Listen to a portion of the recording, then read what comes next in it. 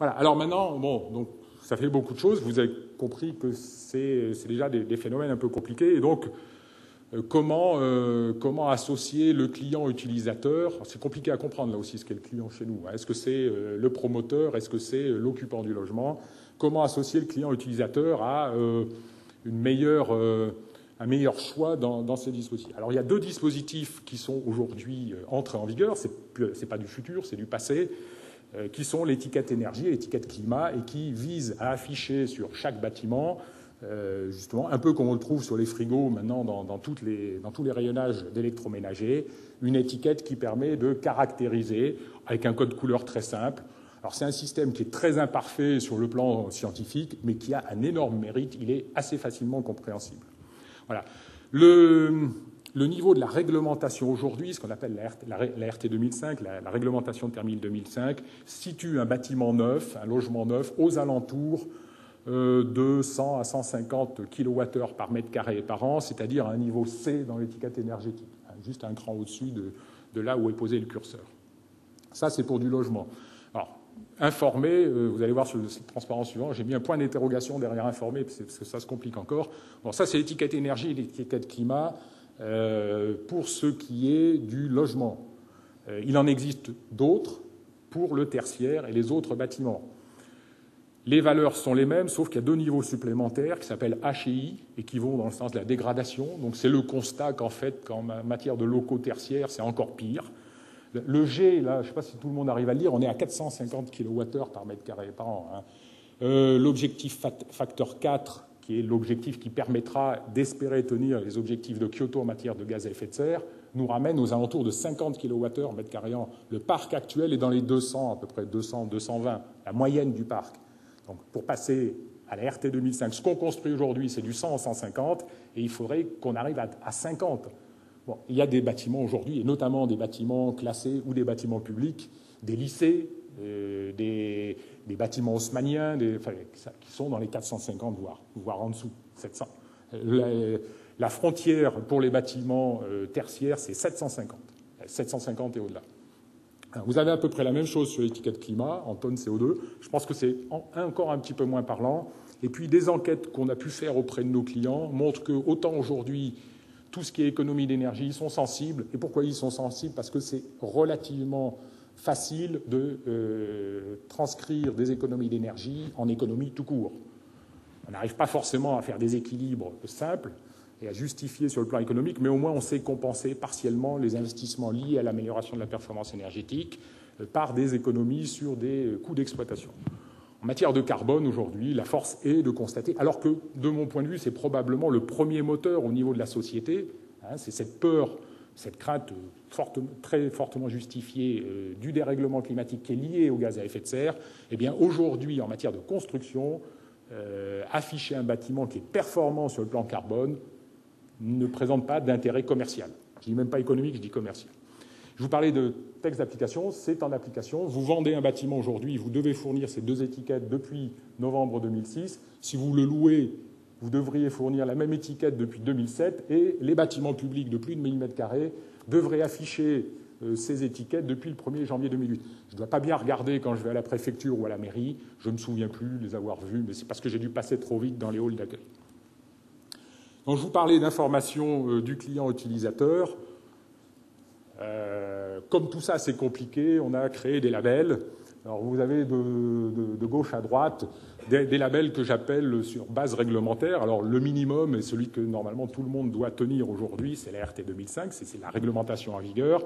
Et sur cette base réglementaire, un certain nombre de labels qui sont liés à l'amélioration de la performance énergétique ont été développés. HPE, c'est 10% d'économie, pour faire court. THPE, c'est 20% d'économie par rapport à ces seuils réglementaires.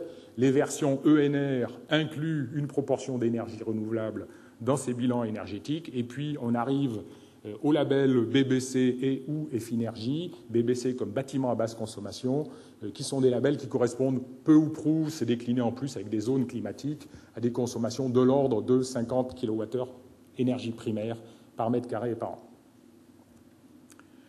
Et puis, quand même, tout ça, il n'y a que... Voilà, c'est un peu simpliste. Alors, il y a encore d'autres labels qui se sont créés. Alors, peut-être les deux plus anciens sont le suisse, à gauche, Minergie, qui lui vise 42 km. Donc vous avez du 50, vous avez du 42. Vous avez l'allemand, le Passivhaus, qui est très connu, très célèbre, sauf qu'on ne sait pas bien ce qu'il y a dedans. Alors c'est 120 kWh d'énergie primaire par mètre carré par an. Bon, c'est pas terrible par rapport aux autres. Oui, mais c'est aussi 15 kWh pour les seuls besoins de chauffage. Donc, ça veut dire que les Allemands considèrent qu'on peut avoir de gros besoins d'énergie en dehors de ceux qui sont nécessaires pour satisfaire les besoins en chauffage. Vous voyez d'ailleurs en sous-titre ou en sous-position de ces différents labels les coefficients de conversion énergie primaire pour l'électricité. 2 en Suisse, 2,58 en France, 2,70 en Allemagne. Ne me demandez pas la raison de cette hétérogénéité. Vous voyez qu'on est quand même dans un grand flou. Alors on se gargarise de chiffres, de mathématiques, et ça fait très précis. Quand on regarde d'un peu plus près, on se demande mais de quoi sommes-nous en train de discuter? Puis alors, là, on n'était que sur l'énergie.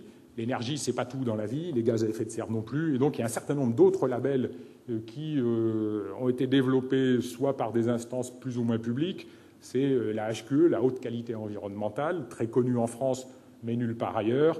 Et des labels plus internationaux que vous voyez dans la partie en gauche, qui sont LEED, c'est anglais, ou américain, je ne sais plus exactement, BREEAM, qui doit être anglais, et CASB, qui est japonais. Tout ça, ça correspond à des contextes socio-économiques, ce qui fait que je crois que c'est le directeur général de l'EHPAD qui, dans le courant de l'année dernière, a décidé que dorénavant, les tours qui se construiraient à l'EHPAD seraient labellisés tout. Comme ça, quel que soit l'investisseur qui viendrait, il trouverait le label de son choix. Il y a beaucoup d'équivalence entre ces différents labels. C'est évidemment pas les mêmes seuils. Je ne suis pas bien sûr d'ailleurs qu'on arrive à satisfaire les seuils de tous les labels à la fois. C'est un peu compliqué. Un tout petit mot sur la HQE, notre label à nous. Enfin, c'est pas tout à fait un label d'ailleurs, qui d'ailleurs depuis le mois prochain comprendra une version bâtiment neuf qui existe déjà, puis une version exploitation. La HQE, c'est quoi? C'est d'abord un système de management de l'opération, donc qui met en place une organisation pour bien traiter, bien adresser, comme diraient les Anglais, toutes ces questions environnementales et management de la qualité environnementale. Évidemment, un management de la qualité, enfin des objectifs en matière de qualité environnementale, et puis le calcul et la publication d'indicateurs environnementaux. On a un peu le même genre de démarche pour l'exploitation. Si vous prenez la qualité environnementale du bâtiment, vous avez 14 cibles qui se déclinent d'ailleurs en 34 ou 38 sous-cibles, je ne sais plus exactement, de l'éco-construction, du confort, de l'éco-gestion, de la santé, regroupées par paquet. Dans l'éco-construction, vous retrouvez la relation du bâtiment. Il faut mettre le bâtiment de façon intelligente dans son environnement. S'il est à côté d'une bouche de métro, c'est tout à fait bon. Ça évite que les impacts liés au transport des utilisateurs du bâtiment viennent dégrader complètement la performance d'un bâtiment qui pourrait être intrinsèquement très très bonne. Du choix intégré des produits systèmes de construction, puis de limiter l'impact environnemental du... Voilà. L'énergie là-dedans, vous la retrouvez un petit peu dans la cible 2 au niveau de la phase construction. Je passe sur le confort, la thermique, l'acoustique, le visuel, l'olfactif. Et puis dans la gestion, vous allez retrouver l'énergie, l'eau, les déchets, la maintenance. Et là, à nouveau, l'énergie, on la trouve que dans le domaine sur la cible 4.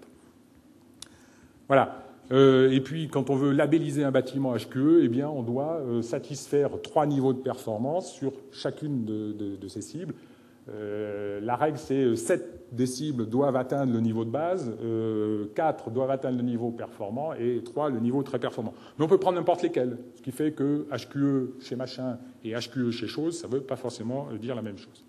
Un exemple qui est une tour qu'on vient de terminer, qui est la tour Granit à la Défense, qui est le premier immeuble certifié HQE. Et vous n'y arriverez pas à le lire, mais les 14 cibles et puis le choix des niveaux performants, très performants, au fur et à mesure, le contrat, enfin ce qui était prévu à l'origine, ce qui a été revu au début de la construction, et puis ce qui a été conservé à la fin. Donc même dans cette définition du programme, on voit qu'en fonction des difficultés qu'on a rencontrées en cours de construction, on s'est arrangé. Voilà, bon, alors là on n'y arrivait pas. Bon, si je ne peux pas obtenir celle-là, je compense un peu en augmentant l'autre. C'est un peu flou, c'est ce qu'on reproche.